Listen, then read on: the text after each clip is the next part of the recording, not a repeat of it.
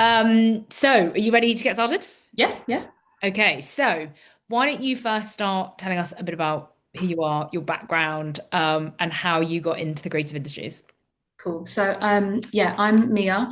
I currently work at DACS, but before that, I studied A-level art and photography. And I never really thought I was going to go to uni. Luckily, I had a really good art teacher at school, and he persuaded me to go do a foundation diploma at my local college, which fitted me perfectly because I was quite anxious and I didn't know if I wanted to go to uni or not. And but I knew I wanted to carry on studying and I wanted to gain some more qualifications.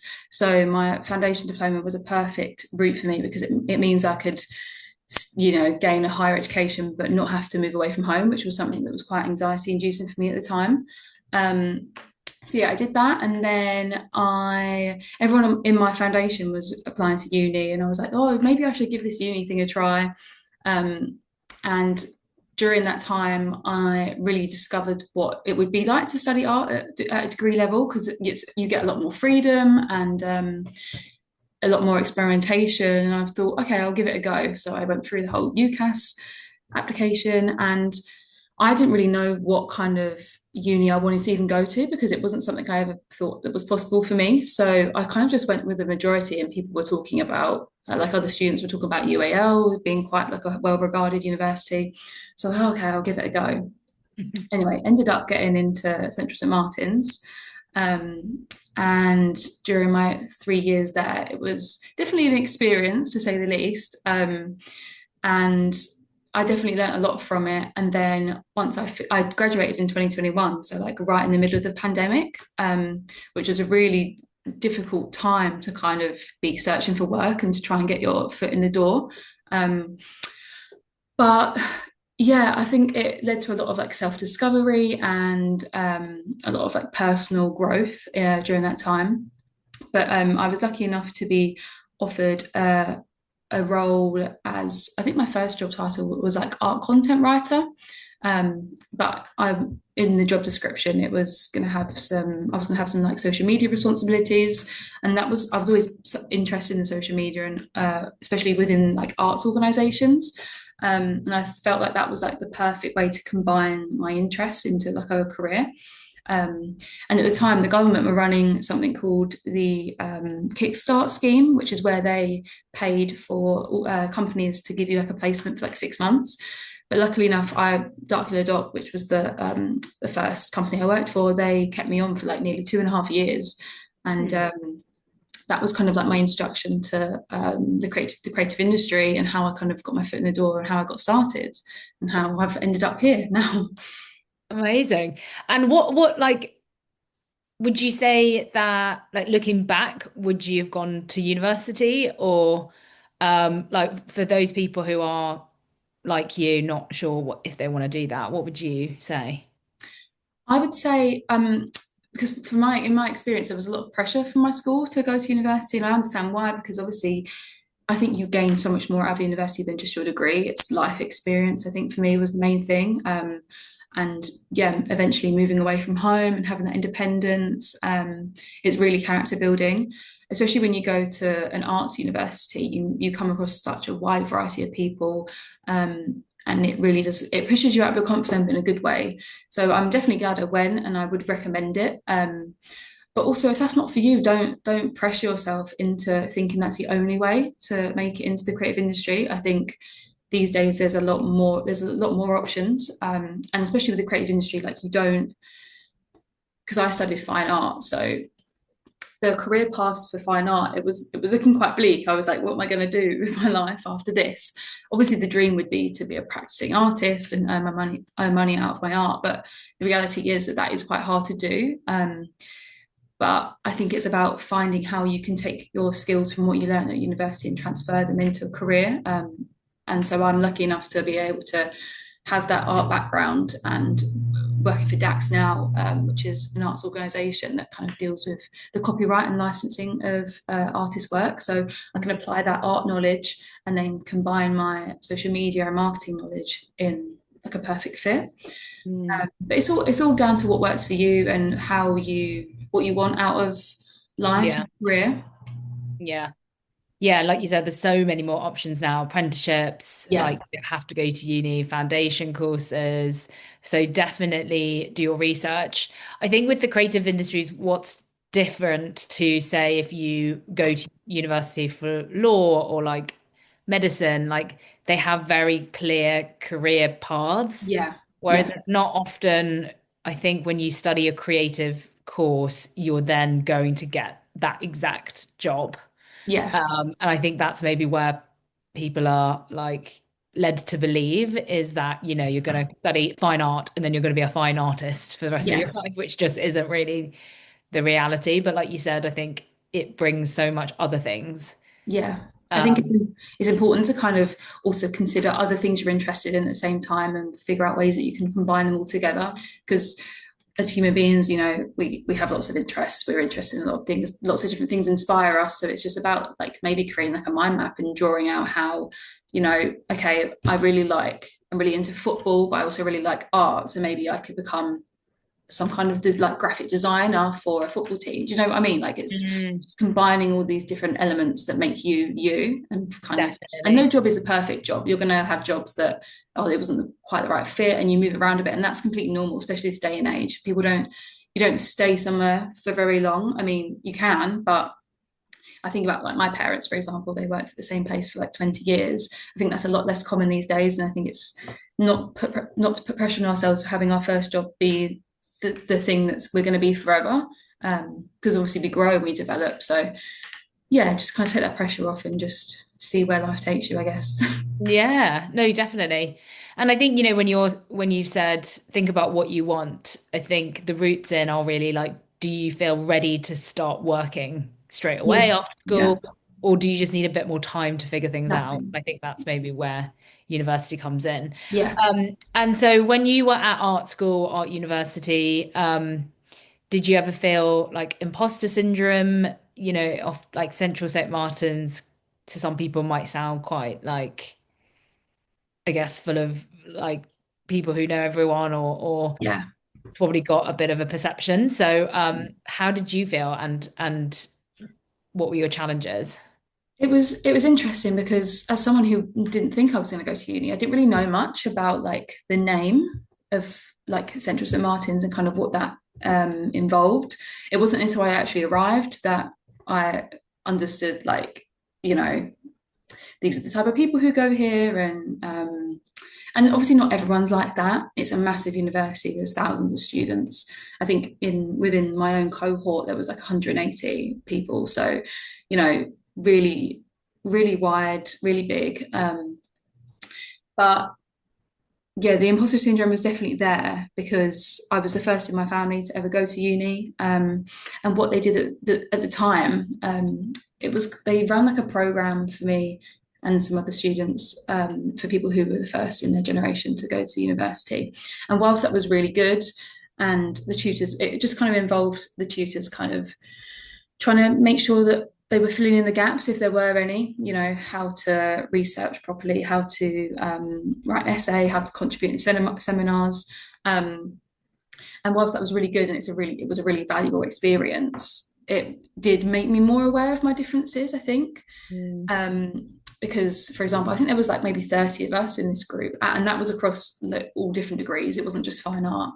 Um, and so when you consider the fact that there's thousands of people attending this university, and you're like one of 30 who maybe didn't haven't had parents who went to university, suddenly I was like, okay, wow, yeah, I'm different to these to Yeah. people who are going to be my peers, and I think that set like set me up in a way that I kind of viewed, especially my first year. I definitely felt a lot of imposter syndrome because it was almost like, oh, am I supposed to be here then? Am I deserving of this place?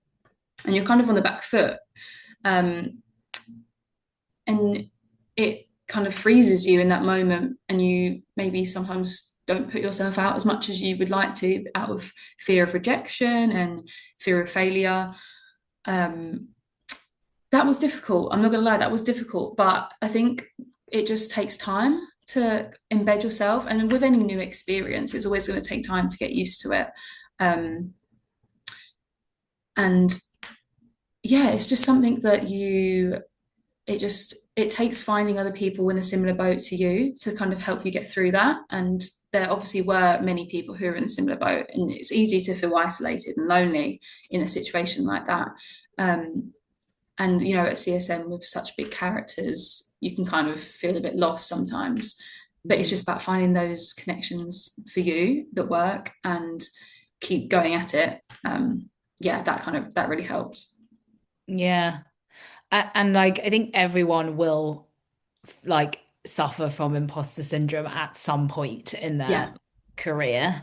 So kind of, I guess, preempting it or like preparing yourself for it yeah, yeah, is, definitely. is definitely good. And then maybe trying to like, I guess, turn it into like a positive and turn it into like an advantage because whatever it is that you're feeling like you do belong there, like Yeah, you've clearly got there, in the first place. So yeah. It was yeah. interesting because I kind of went into my interview at CSM as kind of like a joke, not thinking I would ever get in there. And I remember I took my friend from home for moral support, and we were kind of discussing how everyone in the room, the waiting room, was so like they were like oozing of confidence, and they looked really arty, and everyone was really unique and bold. And I was just like, I don't fit in here at all. And I think maybe that actually helped me in the interview because I didn't put pressure on myself. I thought, oh well, I'm not gonna get in. It's fine. But then yeah, like you said, it's just about using that to your advantage and kind of like harnessing it, Mm. using that to really drive you forward. And people want different, like Yeah, people, they want unique people. And I'm sure there's probably quite a lot of the same types of people who go to these places. So actually you stand out is being is good. yeah, yeah.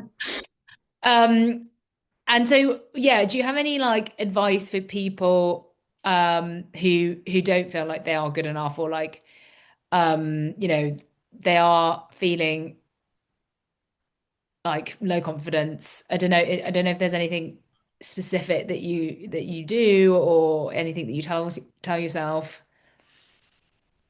Um, I would say because I feel like I've done quite a lot of personal work on like self-esteem through like therapy and things because I used to suffer with social anxiety. And I think it's important to know that everyone's going to have bad days where they don't feel as confident. That's not universal. That's not just something that happens to you. Even the most confident person is going to have a day where they don't feel on top form, and that's completely normal. Like we're human beings, we have feelings. That's always going to be the case. But if you feel like not being good enough is getting in the way of you achieving your dreams or working towards a career that you really want, I think it's important to have like some like practical things that you can do to help. So one thing that I learned is to kind of build like a proof bank. So every time that you would, and this can be like a physical notebook or like your notes app in your phone, something that you can access really quickly so that when it happens you can note it down.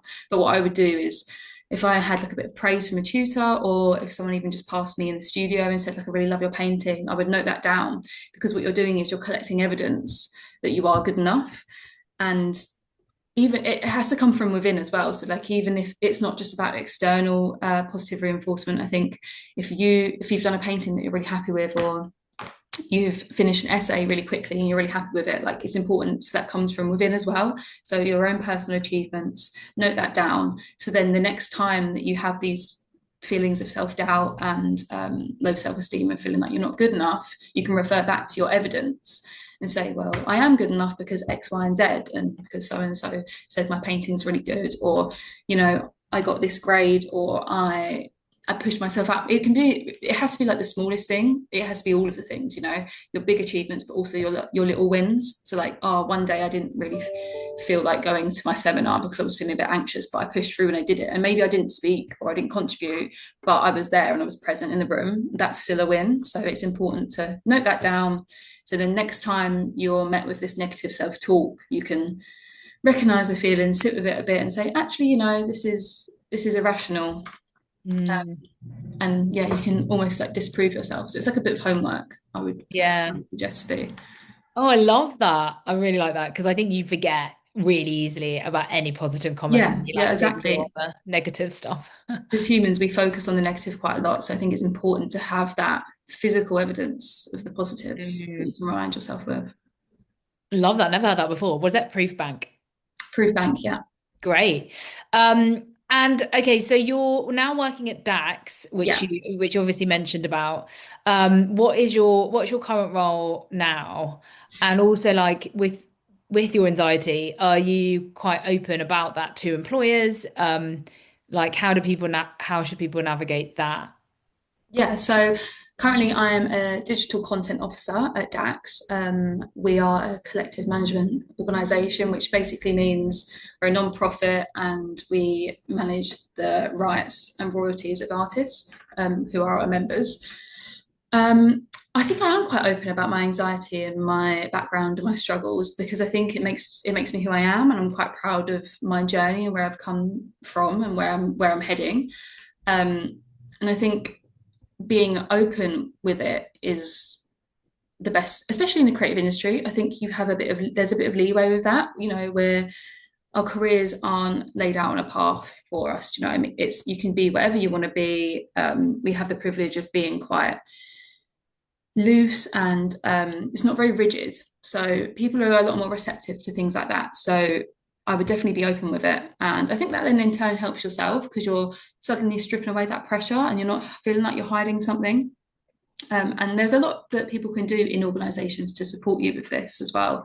Yeah. Um, so yeah, my day to day is to update the social media, plan content ahead of time, and just recently I've been able to be more involved with like the public affairs side, which is can be really anxiety inducing because you're going to Parliament and you're sitting in with peers and MPs.